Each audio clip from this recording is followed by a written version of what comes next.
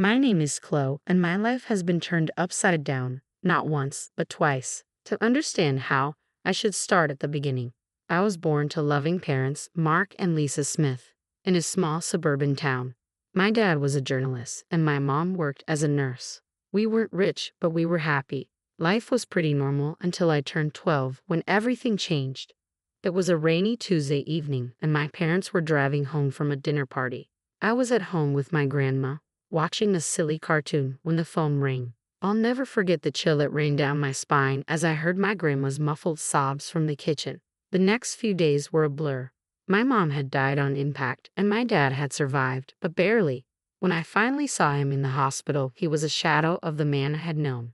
His legs were crushed, and the doctors said he would never walk again. "Chloe," he croaked, reaching for my hand. "I'm so sorry, sweetie. I'm so sorry." I didn't understand why he was apologizing. It wasn't his fault.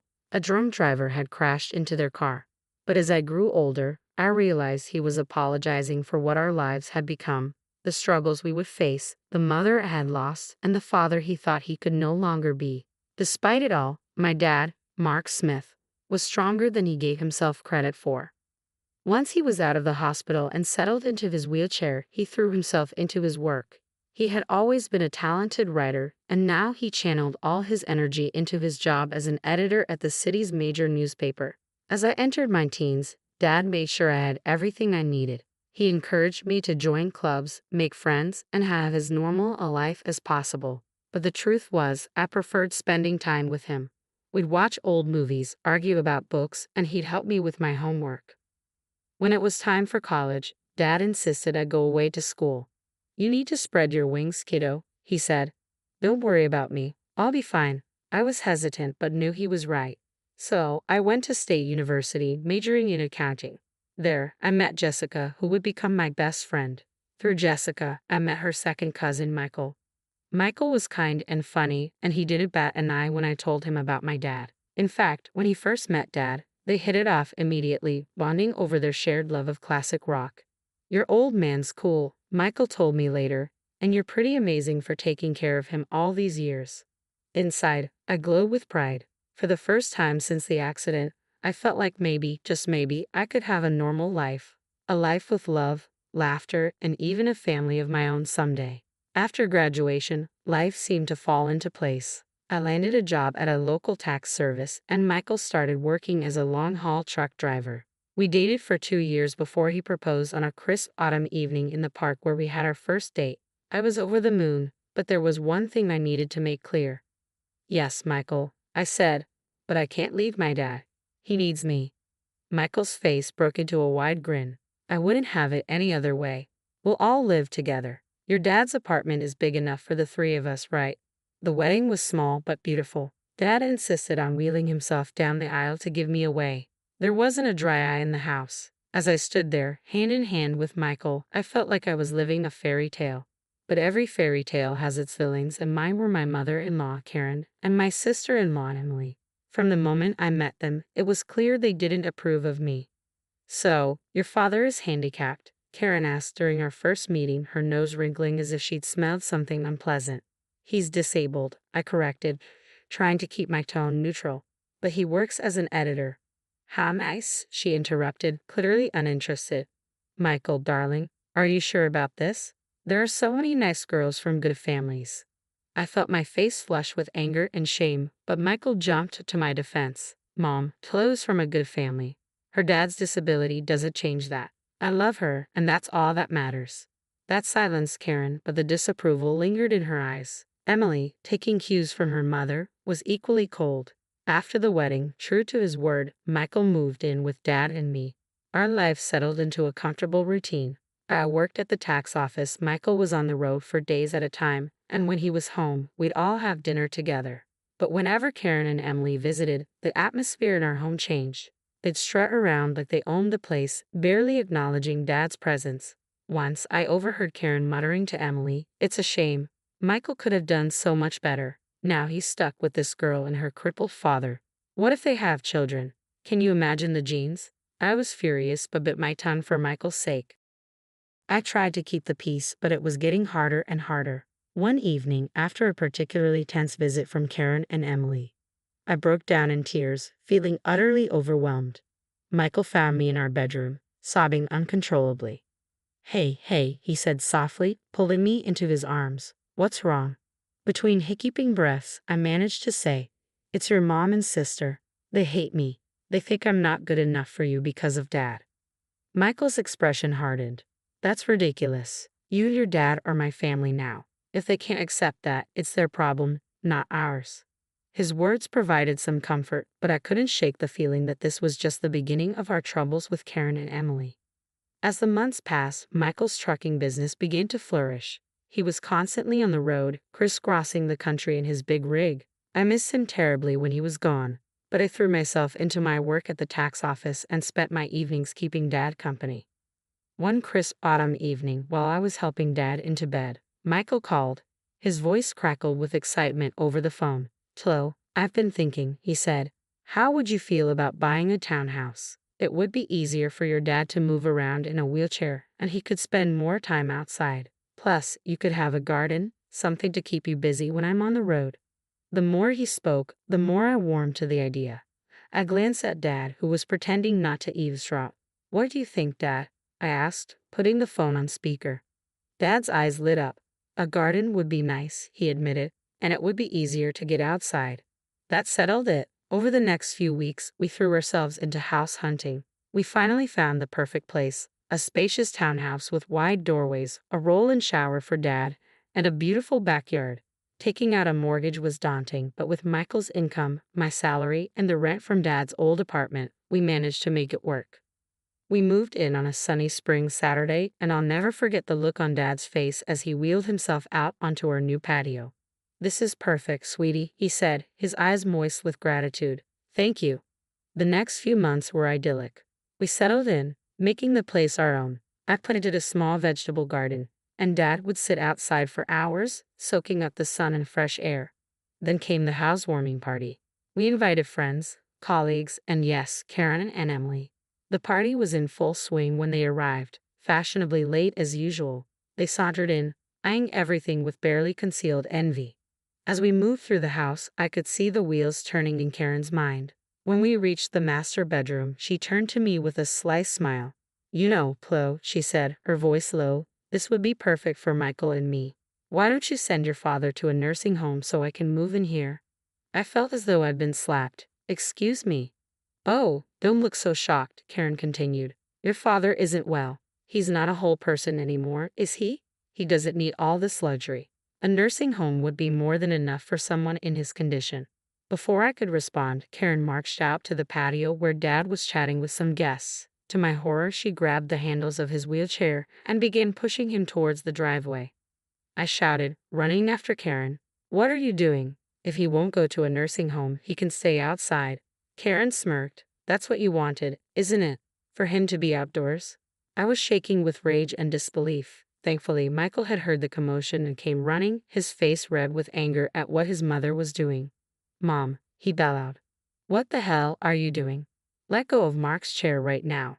Karen looked taken aback by Michael's tone. But honey, I don't want to hear it. Michael cut her off sharply. You and Emily need to leave, now. After Karen and Emily left, Michael apologized profusely to Dad and me. I'm so sorry, he said, his voice breaking. I had no idea she would. I'm just so sorry. Dad reached out and patted Michael's hand. It's not your fault, son. Some people just can't understand. Life eventually settled into a new rhythm after the housewarming incident. Karen and Emily kept their distance, which suited me just fine.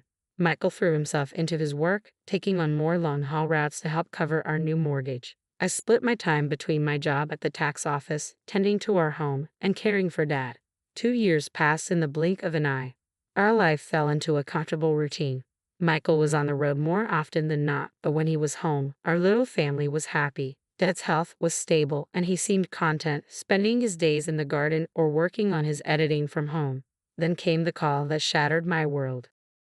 I was at work when my phone rang. An unfamiliar male voice greeted me. Mrs. Thompson, this is Officer Rodriguez from the Highway Patrol. My heart dropped into my stomach. Yes, I managed to reply. I'm sorry to inform you that your husband, Michael Thompson, has been in a serious accident. The rest of the conversation was a blur. Words like head-on collision and didn't make it floated around me, but I couldn't process them. It wasn't until I heard myself thanking the officer and hanging up that reality began to sink in. Michael was gone. The next week passed in a haze of grief and disbelief. I moved through the motions of planning the funeral like a robot, barely able to grasp what was happening. The day before the service, I steeled myself and called Karen. I wanted her to hear about her son's death from me, not from some impersonal newspaper obituary. "Hello," Karen's sharp voice answered. "Karen, it's Chloe," I said, my voice trembling. "It's about Michael. He's gone. There was an accident." There was a long silence on the other end of the line.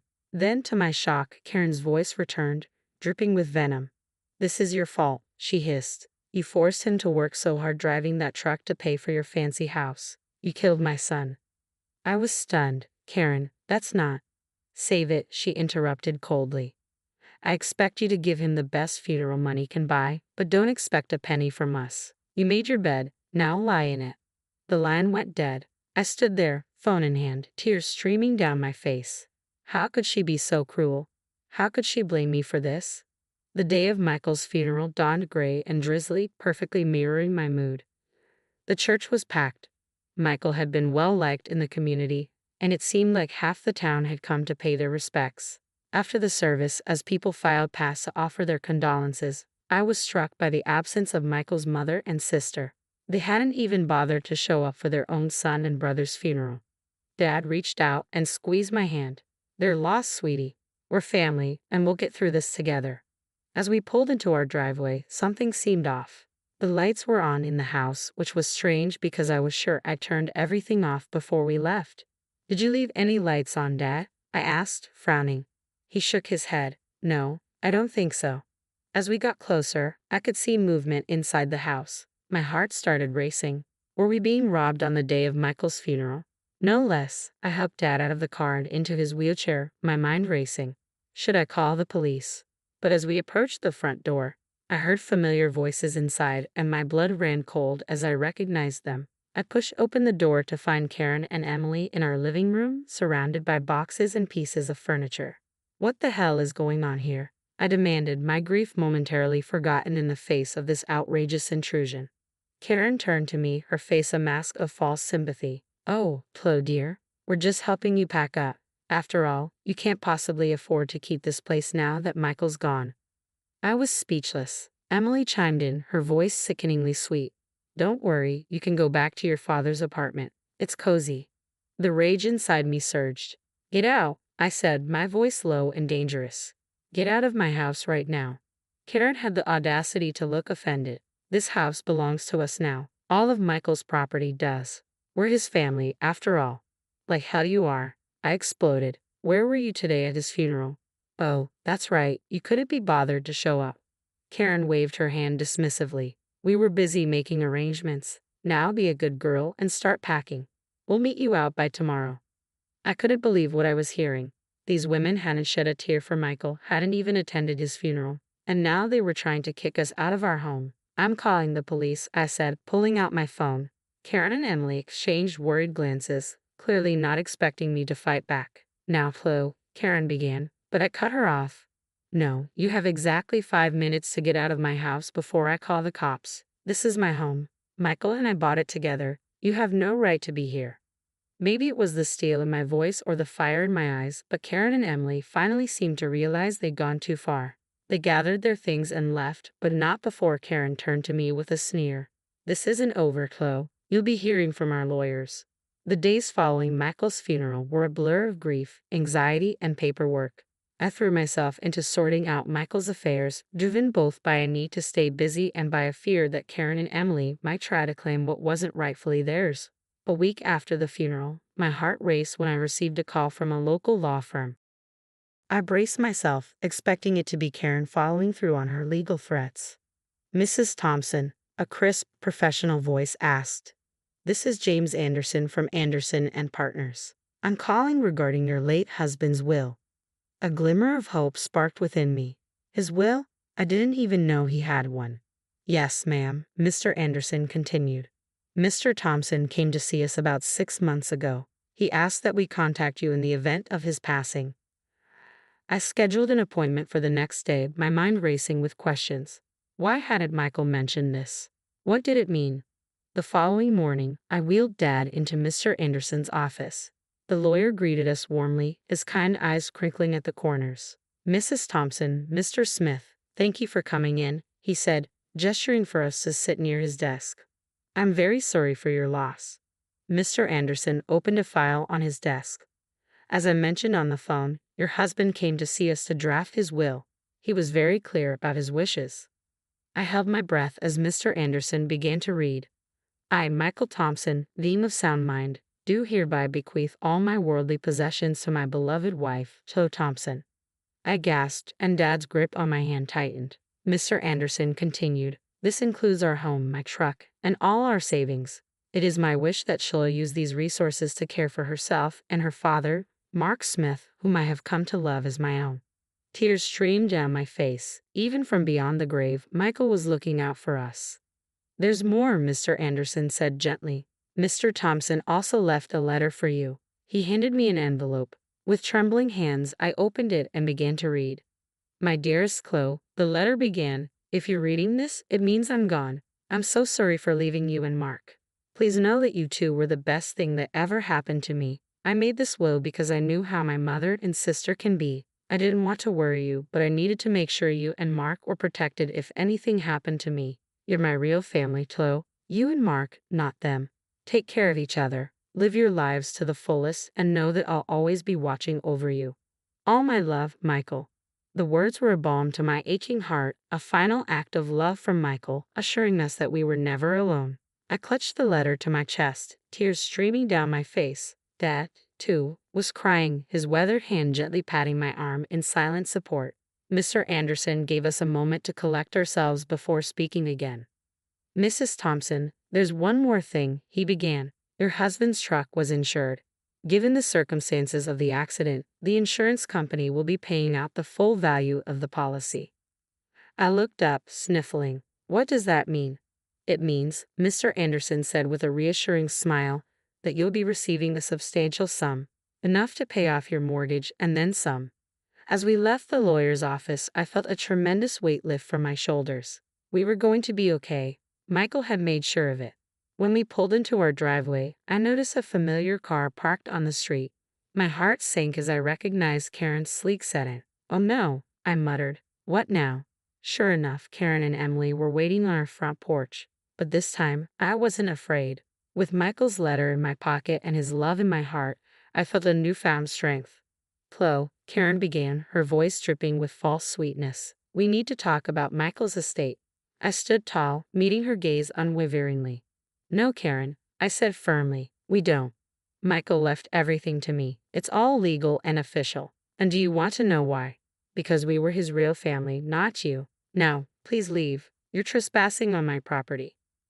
For once, Karen was left speechless. Emily tugged at her arm, whispering urgently. With one last venomous glare, Karen and Emily got into their car and drove away. The weeks following our meeting with the lawyer were a whirlwind of activity. I immersed myself in settling Michael's affairs, finding solace in the distraction from my grief. The insurance payout arrived as promised, covering our mortgage and providing us with extra funds. One afternoon, while going through Michael's desk, I discovered a small notebook labeled Notes. I opened it to find pages filled with his messy handwriting, a journal of sorts detailing his thoughts and plans for our future. One entry read, thinking about starting a college fund for our future kids. Want to make sure they have the best start in life. My heart clenched. We had talked about having children someday but had planned to wait until we were more financially stable. Reading Michael's private hopes and dreams brought a bittersweet mixture of sadness and warmth. A fresh wave of grief washed over me as I clutched the notebook to my chest. Oh, Michael, I whispered, feeling the weight of our lost future.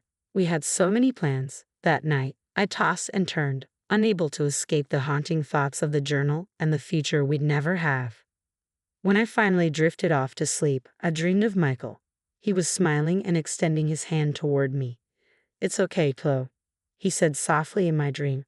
Everything's going to be all right. I woke up the next morning with a sense of something changed within me, though I couldn't pinpoint exactly what it was. As I got ready for work, a wave of nausea hit me so suddenly that I barely made it to the bathroom in time. The morning sickness persisted, and while I initially attributed it to stress and grief, a small voice in the back of my mind suggested another possibility. After a week of enduring this unsettling nausea, I found myself standing in the pharmacy aisle, staring at pregnancy tests with trembling hands. I bought one and hurried home, the 3 minutes I waited for the result feeling like an eternity. When I finally looked at the test, I saw two clear blue lines. I sank to the bathroom floor, overwhelmed by a whirlwind of emotions: joy, fear, grief, hope, all swirling together in a dizzying cocktail. "Chloe." Dad's voice came through the door. "Everything okay in there?" I opened the door, tears streaming down my face. Dad's expression shifted from concern to alarm. "What's wrong, sweetie?" he asked. I held up the test, my hand shaking. "I'm pregnant, Dad." I fell into his arms, sobbing. He held me close, stroking my hair as he used to when I was a little girl. "It's okay," he murmured. "It's going to be okay. You're not alone, Chloe. This baby is a gift, a piece of Michael that will live on." His words struck a chord deep within me. The baby was a part of Michael, a continuation of our love. The fear began to recede, replaced by a fierce determination. "You're right," I said, wiping my eyes. "This baby is a gift, and we're going to be okay." Dad smiled, his eyes crinkling at the corners. "That's my girl. Now let's get you something to eat. You're eating for two now." As we made our way to the kitchen, a sense of hope bloomed in my chest. The road ahead would be challenging, but with my father by my side and Michael's child growing inside me, I knew we could face anything. As my belly grew, I found strength I never knew I had. Dad was my rock, always there with a kind word or a helping hand. We settled into a new routine, eagerly anticipating the arrival of the newest member of our family. One sunny afternoon, while tending to the garden that Dad and I had planted together, I heard a car pull up. My heart sank as I recognized Karen Seddon. What could they possibly want now? I made my way to the front of the house, one hand instinctively cradling my swollen belly. Karen and Emily stood on our porch, looking uncomfortable and slightly desperate. "Chloe," Karen began, her voice lacking its usual edge. "We need to talk to you." I raised an eyebrow but said nothing, waiting for her to continue. Emily chimed in, her eyes darting around nervously. "We've hit some hard times. We were wondering if we could stay in your father's old apartment just until we get back on our feet." I couldn't believe what I was hearing. After everything they'd put us through, they had the audacity to ask for more. "I'm sorry," I said firmly but calmly. "That's not possible. I don't want to communicate with you anymore." Karen's gaze fell on my pregnant belly, her face contorting with shock and disgust. "You're pregnant," she spat. "Already, you little—" I felt a surge of anger but pushed it down. I didn't want my baby to have such a grandmother and aunt. Instead, I gave a small, secretive smile that seemed to unnerve Karen even more. "My personal life is none of your concern," I said calmly. "Now, I think it's time for you to leave." Karen looked like she wanted to say more, but something in my expression must have stopped her. She turned on her heel, grabbing Emily's arm. I watched as they drove away, feeling a sense of peace wash over me. I had stood my ground, protected my family, and maintained my dignity.